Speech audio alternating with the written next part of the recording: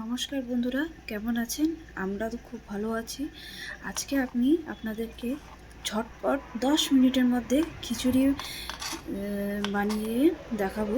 খিচুড়ি তো আপনারা নর্মালি জানেনই কীভাবে বানায়, কিন্তু আমি আপনাদেরকে আজকে 10 মিনিটের মধ্যে, আপনার কাছে হাতের জন্য 10 মিনিট টাইম আছে, কিন্তু আপনাকে খিচুড়ি খেতে খুব ইচ্ছে করছে, তো আপনি এভাবে খিচুড়ি বানিয়ে খেতে পারেন। সেদিন ছিল শনিবার রাত। আমরা শনিবারে সচরাচর খিচুড়িই খেয়ে থাকি। তো আমার হাজব্যান্ড ভীষণ খিচুড়ি খেতে পছন্দ করে, আমার ছেলেও। তখন রাতের বেলায় আমি এই 10 মিনিটের মধ্যে আমি খিচুড়ি বানিয়ে ফেলি। তো সবার প্রথমে আমি ব্রোকলি কেটে নিলাম, তারপরে এই বিনসগুলো কাটছি। শীতের সময় সবজিগুলো তো ভীষণ ভালো লাগে, আপনারা তো জানেনই। তো ছেলে আমার বিনস, গাজর, ব্রোকলি এগুলো কিছুই খায় না। তো আমি এই খিচুড়ির মধ্যে এইসব সবজিগুলো ওকে দিয়ে ওকে একটুখানি করে দিই, ও খেয়ে নেয়। তো আমি এখানে বিনসগুলো আমার কাটা হয়ে গেছে। এরপর আমি দিব মটরশুঁটিগুলো আমি ছিলে নিব। এই যে মটরশুঁটি দিচ্ছি। মটরশুঁটি খেতে তো ভালোই লাগে। এই যে মটরশুঁটি আমি ছিলে নিচ্ছি, মটরশুঁটি ছিলে নিব। মটরশুঁটির পরে দিব আমি টমেটো দিচ্ছি। একটা ছোটো সাইজের একটা টমেটো দিয়ে দিব। তারপরে দিচ্ছি ফুলকপিগুলো একটু ছোটো ছোটো করে কেটে নিচ্ছি।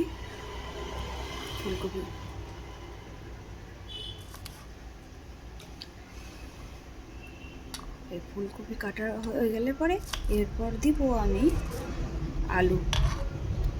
দেখি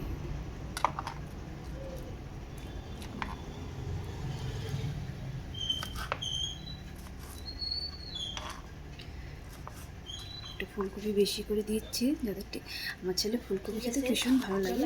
এরপরে একটু আলু কেটে দিচ্ছি। একটু আলুগুলো একটু সাইজগুলো বড় করে নেব।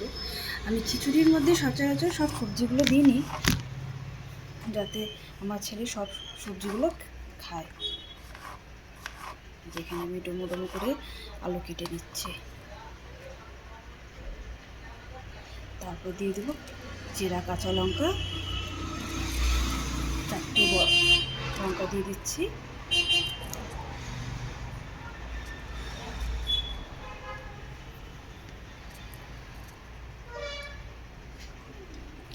এবার সব সবজিগুলোকে ভালো করে ধুয়ে নিচ্ছি।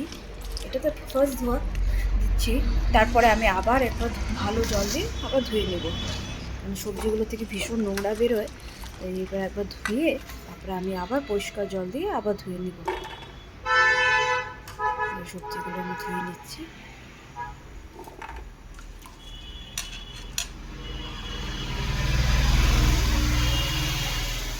তারপরে কী মশলা দেবো, ওর মধ্যে আছে হলুদ গুঁড়ো, জিরের গুঁড়ো, লঙ্কার গুঁড়ো, ধনিয়ার গুঁড়ো। আর একটা বাটিতে নিয়েছি বাদাম আর কিশমিশ। আর ওর মধ্যে ফোড়নের জন্য আদা কুচি, 5 ফোড়ন, শুকনো লঙ্কা আর তেজপাতা। আর আমি ডালটাকে ভেজে, চাল আর ডালটাকে একসাথে ধুয়ে নিচ্ছি। এখন আমি প্রেসার কুকারে দিয়ে দিচ্ছি অল্প একটু তেল। তারপরে এই যে ফোড়নের জিনিসগুলো দিয়ে দিচ্ছি, আদা, 5 ফোড়ন, শুকনো লঙ্কা আর এই তেজপাতা। করিস নে বন্ধু। তেজপাতা ছিঁড়ে দিয়ে দিচ্ছি। একটু তেজপাতা দেওয়ার পরে তারপরে দিয়ে দিচ্ছি বাদাম আর কিশমিশ। একটু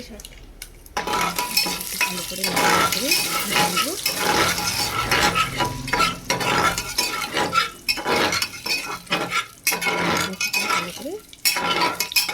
নাড়াচাড়া করার পরে আমি দিয়ে দিব সবজিগুলো।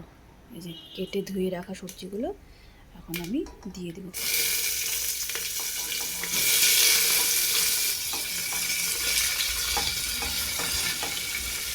সবজিগুলো ঢেলে নেওয়ার পরে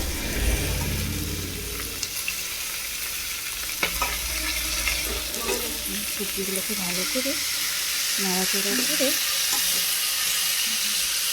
সব গুঁড়ো মশলাগুলো হাতের থেকে আবার একটু সাদাসিটা পড়ে গেছে, ওটাকে আমি তুলে রাখলাম। ভালো করে নাড়াচাড়া করে নিই। তারপরে ঢেলে দেবো সব গুঁড়ো মশলা। এর মধ্যে আছে লঙ্কার গুঁড়ো, জিরের গুঁড়ো, ধনের গুঁড়ো, হলুদ গুঁড়ো। ভালো করে মশলার সাথে কষিয়ে নেব। 5 মিনিট একটু কষিয়ে নেওয়ার পরে আমি আঁচ কমিয়ে দিলাম। তারপর দিয়ে দিচ্ছি লবণ। লবণ দিয়ে এখন একটু ভালো করে নাড়াচাড়া করে নেব।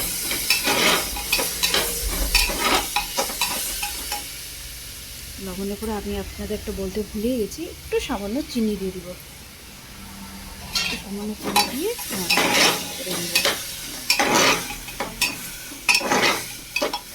নাড়াচাড়া করার পরে এই চাল ডালটা ভিজিয়ে রেখেছি সেটা এখন ঢেলে দেবো।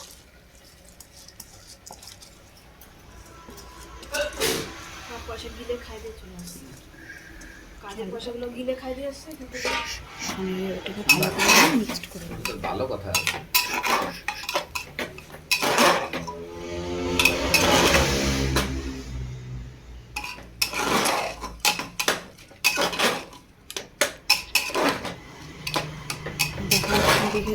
দেখে বোঝা যাচ্ছে যে হয়ে গেছে, কষানো হয়ে গেছে। তো এটার মধ্যে এখন আমি দিয়ে দিব জল, দিয়ে দিব। এখন আমি দিয়ে দিব জল। বন্ধ কর, নেই জল আন্দাজ করে জল দিয়ে দিচ্ছি।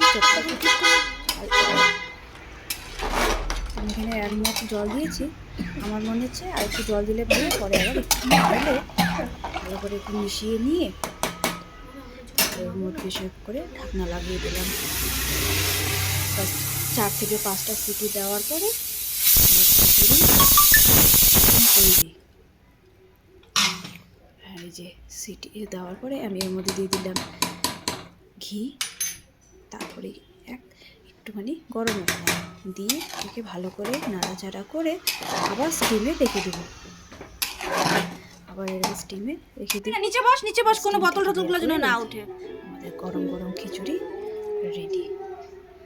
আমার খিচুড়িটা রান্নাটা কেমন লেগেছে অবশ্যই আমাকে কমেন্ট করে জানাবেন, আর লাইক